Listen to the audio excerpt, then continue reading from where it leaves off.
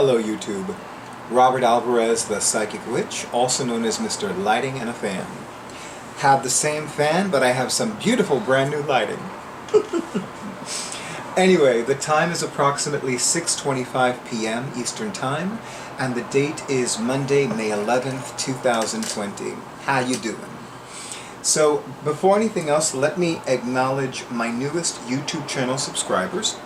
I'm going to spell the word, or the name, if you will, and then say the whole, well, I'm going to say the whole thing, and then I'm going to spell it. I believe it's pronounced Aronahui 38, so it's A-R-O-N-A-H-U-I, number 3, number 8. One more time. A-R-O-N-A-H-U-I 38. Welcome to the YouTube channel of yours truly, Robert Alvarez, the Psychic Witch.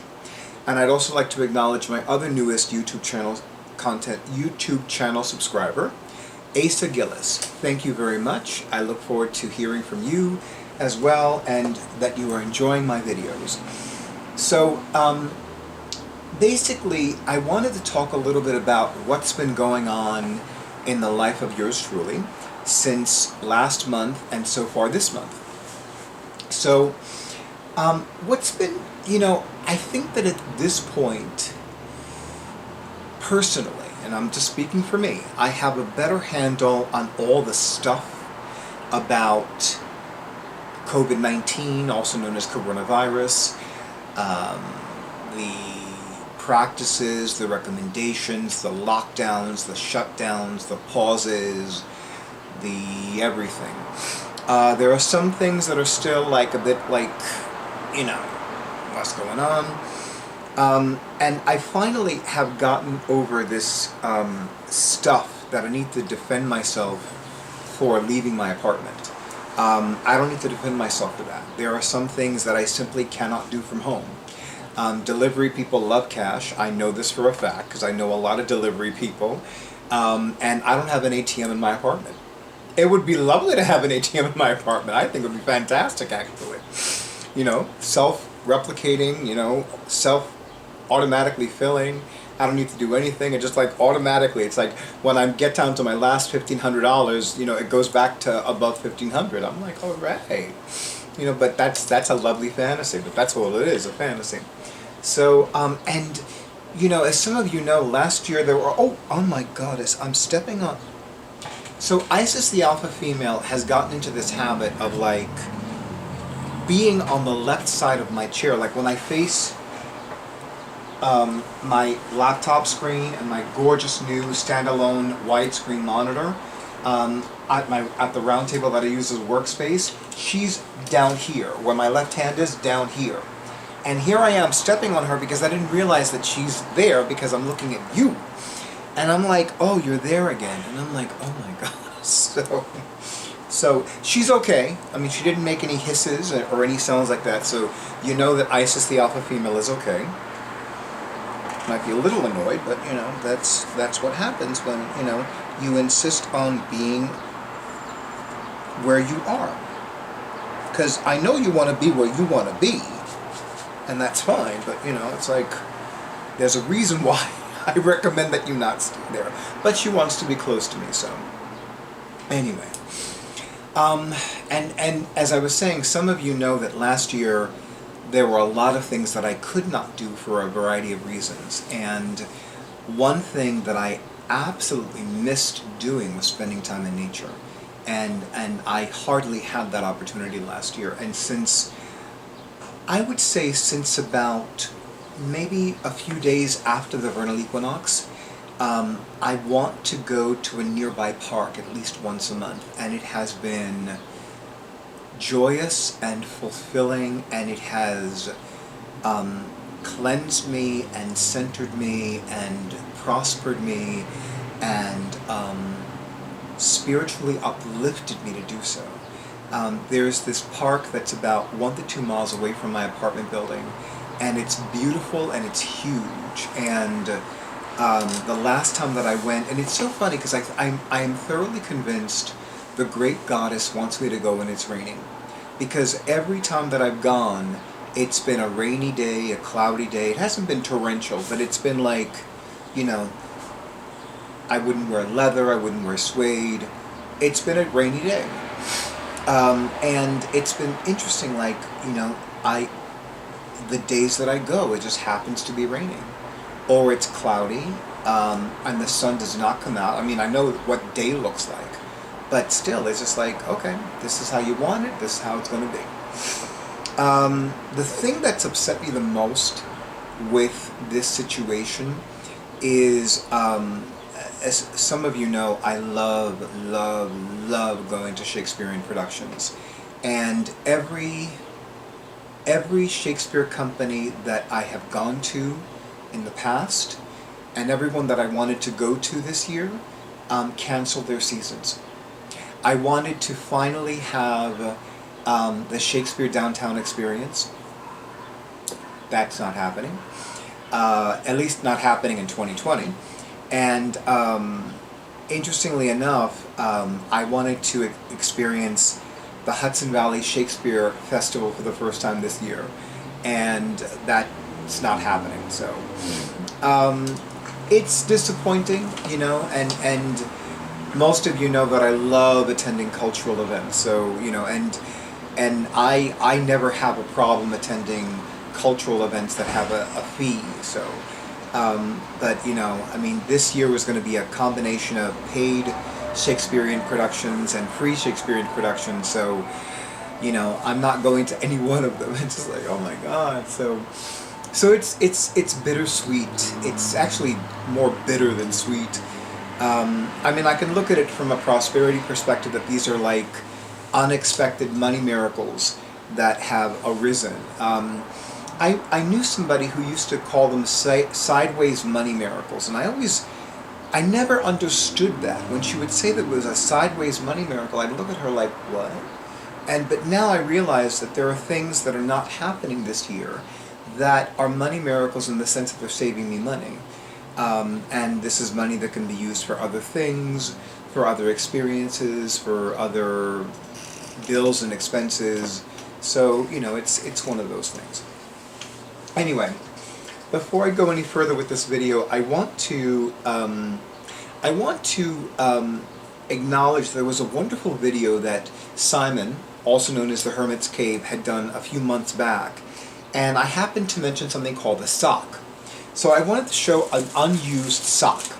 So this is what's called a sock. It is it's a coffee strainer, and it's in Spanish it's called a colador, a strainer. Colador is the Spanish word for strainer, but it's commonly called la media, or the sock. And it looks like it could be worn like a sock. But this is fabulous for making coffee. And it's funny because I have two percolators that I love. I love the percolators supremely. I have not used an automatic drip coffee maker in more than a decade.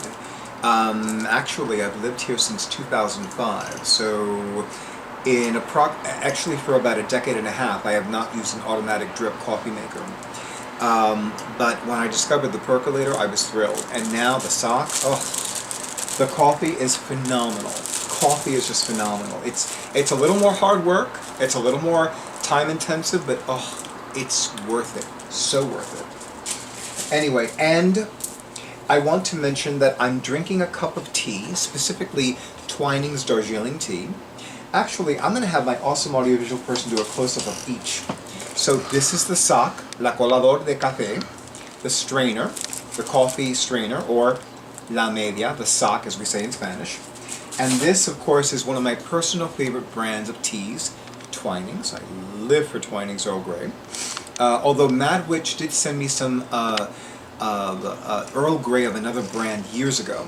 But I'm drinking Twinings Darjeeling tea specifically, and I'll mention because of who, Susan Garrett. And by the end of the video, I'll show you why. Anyway, and speaking of which, it's time for a sip from my new witch mug, because I'm still rich and famous.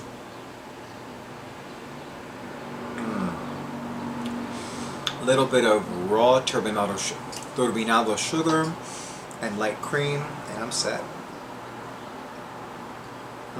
Mm-mm. Oh, that's so good. So I know that there are other things that need to be in place. There are other things that need to happen. Um, and I know that for the most part, I'm okay. I'm not starving. I'm not suffering financially. I'm in a pretty good place in spite of the COVID-19 situation. I am healthy. I'm well. I've taken lots of naps. There's plenty of food in my home, plenty of candles, plenty of magical tools. Although it's funny, I have been doing a lot more online shopping, and not surprisingly, I'm sure a lot of other people have been doing the same thing. But the interesting thing that I find intriguing and ironic is that a year ago at this time, I was doing a lot of online shopping as well, but for another reason. A few other reasons, actually. So I find it interesting that since last year, there are certain things that have happened in my life between March and June of last year that are actually happening again between March and June of this year. And I find it fascinating. I'm like, not at all what I expected. I mean, really, there are things that I am actually shocked that they're happening again, even though my life is very different this year as it was last year. Last year there were some pretty challenging situations that were, let's just say that they were involved. They were very challenging, and some of them were, well, to say problematic would be an understatement. So financially, I'm in a much better place. With regards to my physical and emotional health and well-being, I'm in a much better place. Mentally, I'm in a much better place now than I was a few months ago. And there are a lot of new ideas that are coming into my mind, and a lot of new opportunities to connect more deeply with my magic, with my intuition, with the great goddess. So it's just interesting. And what I'm noticing is that the few times that I feel overwhelmed, it's because there are so many ideas that are popping into my mind, that are rising in my mind, and there are so many opportunities, endeavors, ideas, ideals, possibilities, probabilities that I feel overwhelmed because I don't know which one to explore first. I don't know which one to act on first. I don't know which one to devote more time and energy. It's like there are possibilities in possibilities, and it's like, I do find it very overwhelming because it's like, what am I going to do now? What am I going to do first? What am I going to do second? What am I going to do next? Be that as it may, I also want to acknowledge that, I really was hoping that Notions and Potions would have reopened already. As some of you know, for the last several years, Notions and Potions will have 2 annual psychic fairs. The very first one is always the day before Mother's Day, and the last one of the calendar year is the last Saturday of October.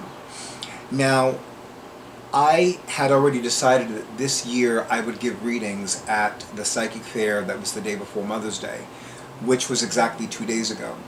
But Notions and Potions was closed, and and unfortunately, right now, Chill Wine Bar, which is where the psychic fairs are held, the Notions and Potions psychic fairs are held, cannot have people congregating in the establishment. So nobody would have been able to even stay long if it had been the case.